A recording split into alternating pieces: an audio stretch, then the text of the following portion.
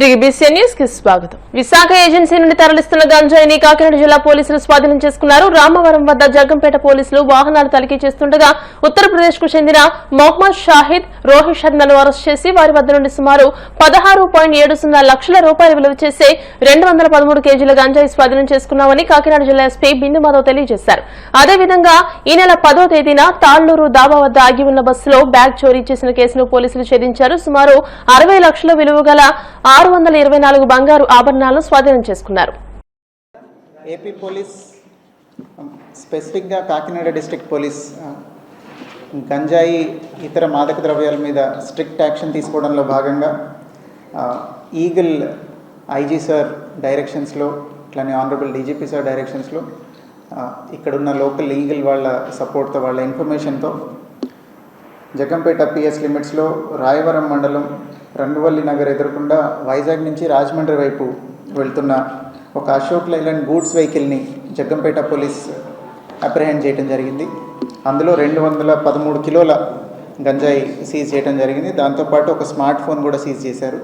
ఈ గంజాయి వర్త్ 10,66,000 రూపాయలు ఉంటుంది. అట్లనే వెహికల్ వర్త్ 6 lakhs. దీంతోపాటు ఒక స్మార్ట్ ఫోన్ సీజ్ చేశారు. 2 ముద్దాయిల్ని అరెస్ట్ చేయడం జరిగింది. వీళ్ళిద్దరూ కూడా ఉత్తరప్రదేశ్ రాష్ట్రానికి సంబంధించిన వాళ్ళు, ముజఫర్నగర్ ఉత్తరప్రదేశ్ వాళ్ళు. ఇక్కడికి వచ్చి మన దగ్గర ఏజెన్సీ ఏరియాలో గంజాయి పర్చేస్ చేసి అక్కడి నుంచి రిటర్న్ వెళ్ళే క్రమంలో వాళ్ళని అప్రిహెండ్ చేయడం జరిగింది. దీనిలో ఫర్దర్గా వీళ్ళకి ఎవరు అమ్మారు, వీళ్ళు ఎక్కడికి తీసుకెళ్తున్నారు అనేవి కూడా ఎస్టాబ్లిష్ చేశాము. మిగతా 5 ముద్దాయిలు వీ నో దేర్ నేమ్స్, వాళ్ళని అబ్స్కాండింగ్ చూపించి కేసులో ఇన్వాల్వ్ చేయడం జరిగింది. వాళ్ళని కూడా అతి త్వరలో అరెస్ట్ చేస్తాం. తుళ్ళూరు హనీ దాబా దగ్గర ఆగున్న ఒక ట్రావెల్స్ బస్సులో ఒక బ్యాగ్ ఉందండి. ఆ బ్యాగ్లో 66 లక్షల వర్త్ బంగారం ఉంది. వారు బ్యాగ్ వదిలేసి బస్ దిగినప్పుడు ఆ దాబా దగ్గర ఎవరో ఆ బ్యాగ్ అపహరించడం జరిగింది. దాన్ని కూడా జగ్గంపేట పోలీస్ చాలా చాకచక్యంగా వ్యవహరించి ఫాలో అప్ చేసి పూర్తిగా 624 గ్రాముల బంగారం ఎంతైతే పోయిందో కంప్లీట్గా యాజ్ ఇట్ ఈజ్ బంగారం రికవర్ చేయడం జరిగింది. ఈ 2 కేసెస్లోనూ బాగా యాక్టివ్గా పార్టిసిపేట్ చేసి గుడ్ వర్క్ చేసిన ఎస్డిపిఓ పెద్దాపురం శ్రీహరి గారిని, అట్లనే ఇన్స్పెక్టర్ వైఆర్కే శ్రీనివాస్ గారిని, అట్లనే గండేపల్లి ఎస్ఐ శివనాగబాబు, కిల్లంపూడి ఎస్ఐ సతీష్ని, అట్లనే వాళ్ళ ప్రొబేషనరీ ఎస్ఐ ఒక ఆయన ఉన్నారు, యాక్టివ్గా వర్క్ చేస్తున్నారు అక్కడ, రాజా గారు. వీళ్ళందరూ టీమ్స్గా ఏర్పడి ఈ 2 కేసుల్లోనూ గుడ్ వర్క్ చేసి యాక్టివ్ అప్రిహెన్షన్ చేసినందుకు I appreciate all of them. Thank you. Ambedkar Konaseema జిల్లా అమలాపురం రూరల్ మండలం ఇందుపల్లి అరవగరువులో ఘనంగా శివపార్వతుల కళ్యాణం, రుద్రాభిషేకం, దీపోత్సవం నిర్వహించారు. ఇందుపల్లి అరవగరువు బాలభక్త గణపతి సేవా సంఘం ఆధ్వర్యంలో కార్తీక మాసాన్ని పురస్కరించుకుని ప్రతి ఏటా నిర్వహించే శివపార్వతుల శాంతి కళ్యాణం వైభవంగా నిర్వహించారు. గంటి రవికుమార్, విశాలి దంపతుల చేతుల మీదుగా కళ్యాణం అత్యంత వైభవంగా జరిగింది. కళ్యాణం, రుద్రాభిషేకం అనంతరం దీపోత్సవం నిర్వహించారు. చుట్టుపక్కల నుంచి భక్తులు తరలివచ్చి శివపార్వతుల కళ్యాణం తిలకించి దీపోత్సవ కార్యక్రమంలో పాల్గొన్నారు.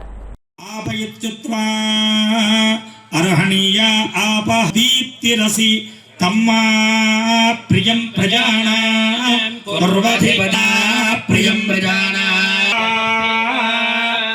మళ్ళీ 2 సార్లు పీతో ముట్టించాలి స్వామి నోటికి. యన్మధవ్యం పరమ మంత్రంతో 2 సార్లు మామూలుగా దివిస్తూష్ణీ.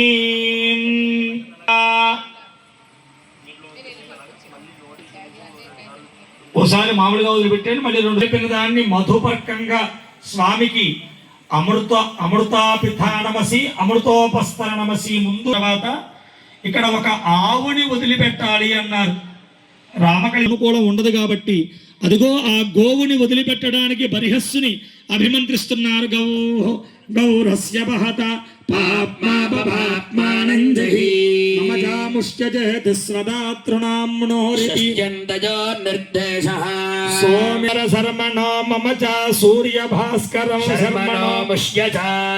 ఇక్కడ మామగారు ఇస్తున్న ఈ మావాళ్ళ పేర్లు కూడా చెప్పాం.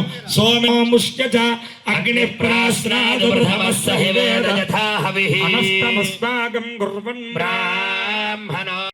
Chamber of Commerce and Industries ఆధ్వర్యంలో పశ్చిమ గోదావరి జిల్లా తాడేపల్లిగూడెంలో కార్తీక వన సమారాధన నిర్వహించారు. జిల్లాలోని అన్ని ఛాంబర్ ఆఫ్ కామర్స్ లకు చెందిన ప్రతినిధులు ఈ కార్యక్రమంలో పాల్గొన్నారు. ఈ సందర్భంగా పలు సాంస్కృతిక కార్యక్రమాలు నిర్వహించారు. ప్రతినిధుల కుటుంబ సభ్యులతో కోలాహలంగా జరిగిన ఈ కార్యక్రమంలో లక్కీ డ్రా నిర్వహించారు. ఈ డ్రాలో భీమవరానికి చెందిన Trinatharao alias Pichaiah LED TV గెలుచుకున్నారు. ఈ కార్యక్రమానికి ముఖ్య అతిథిగా విచ్చేసిన భీమవరం ఛాంబర్ ఆఫ్ కామర్స్ అధ్యక్షులు పులకండం కోటేశ్వరరావు చేతుల మీదుగా విజేతలకు బహుమతులు అందజేశారు. ఈ సందర్భంగా విజేత త్రినాథరావును పలువురు అభినందించారు. ఉక్కు మనిషి, భారత మాజీ ఉప ప్రధాని, మాజీ కేంద్ర హోంమంత్రి సర్దార్ వల్లభాయ్ పటేల్ 150వ జయంతిని పురస్కరించుకుని కేంద్ర ప్రభుత్వం ఆధ్వర్యంలో దేశవ్యాప్తంగా యూనిటీ రన్ నిర్వహిస్తున్నారు. అందులో భాగంగా విశాఖ బీచ్ రోడ్ లో మై భారత్ ఆధ్వర్యంలో జరిగిన యూనిటీ రన్ కార్యక్రమంలో ఎంపీ శ్రీభరత్, ఉత్తర నియోజకవర్గ ఎమ్మెల్యే విష్ణుకుమార్ రాజు, టీడీపీ రాష్ట్ర అధ్యక్షులు గాజువాక ఎమ్మెల్యే పల్లా శ్రీనివాసరావు ముఖ్య అతిథులుగా పాల్గొని జెండా ఊపి ఐక్యతారాన్ని ప్రారంభించారు. ఈ సందర్భంగా వారు మాట్లాడుతూ అఖండ భారతావని కోసం ఎంతో కృషి చేసిన సర్దార్ వల్లభాయ్ పటేల్ నేటి యువతకు స్ఫూర్తి అని కొనియాడారు. సర్దార్ వల్లభాయ్ పటేల్ గారు ఒక గొప్ప నాయకులు.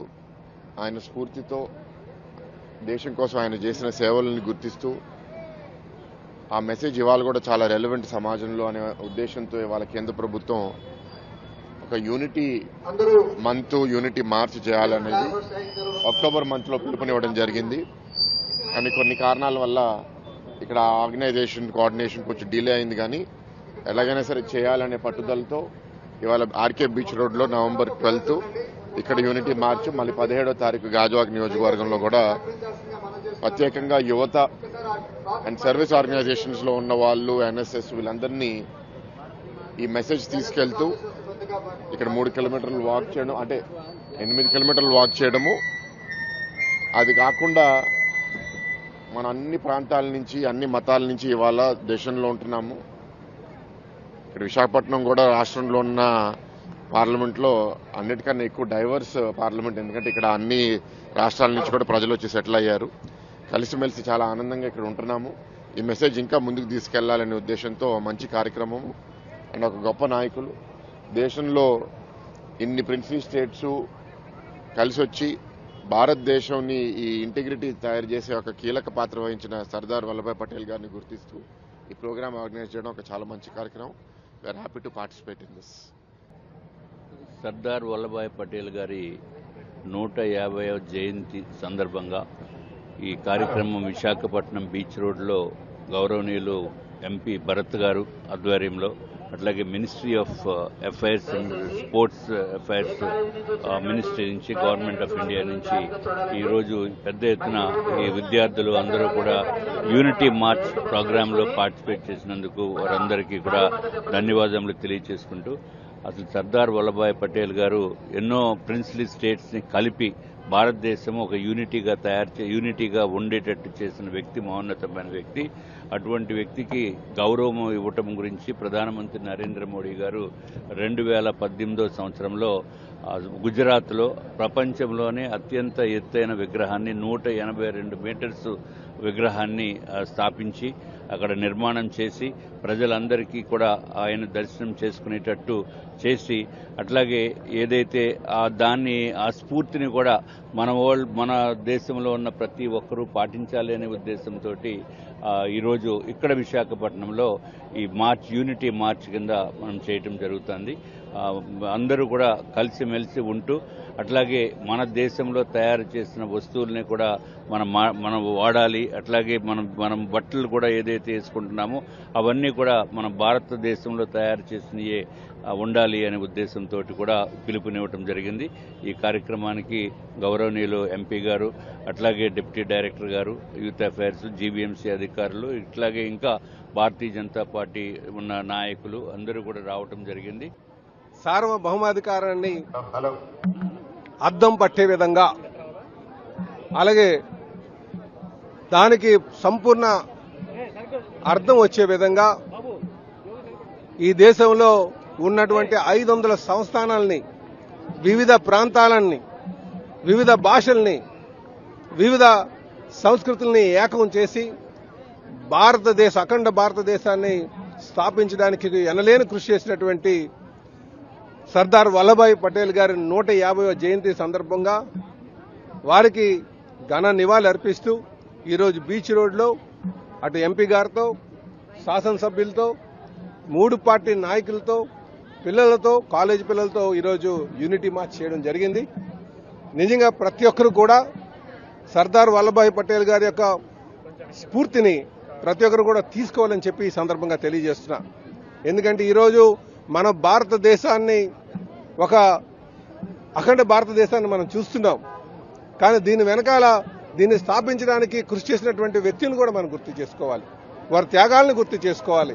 అందులో ప్రథమంగా మనం గుర్తుపెట్టుకోవాల్సింది సర్దార్ వల్లభాయ్ పటేల్ గారు. అందుకే ఈరోజు దేశవ్యాప్తంగా ఆయన జయంతి 150వ జయంతి సందర్భంగా ఈరోజు యూనిటీ మార్చ్ ఐక్యత రాగాన్ని మనం తీసుకొని ఐక్యత పదాన్ని తీసుకొని ముందుకు వెళ్తున్నామని చెప్పి తెలియజేస్తూ వార్తలు ముగించే ముందు ముఖ్యాంశాలు మరోసారి. చంద్రబాబు సీఎంగా ఉండడం పారిశ్రామికవేత్తలకు నమ్మకం, గౌరవం అన్న మంత్రి నిమ్మల. ఆయన రాష్ట్రాన్ని పారిశ్రామికీకరణ వైపు పరుగులు పెట్టిస్తున్నారని స్పష్టీకరణ. ప్రపంచవ్యాప్తంగా ఉన్న హిందువుల నమ్మకంపై గత వైసీపీ ప్రభుత్వం కక్ష సాధింపు ధోరణి ప్రదర్శించింది. నిప్పులు చెరిగిన ఎమ్మెల్సీ పంచమర్తి అనురాధ. మోంతా తుఫాన్తో తీవ్రంగా నష్టపోయిన రైతులను మానవతా దృక్పథంతో ఆదుకోవాలి. వైసీపీ ప్రధాన కార్యదర్శి ఎంవీఎస్ నాగిరెడ్డి డిమాండ్.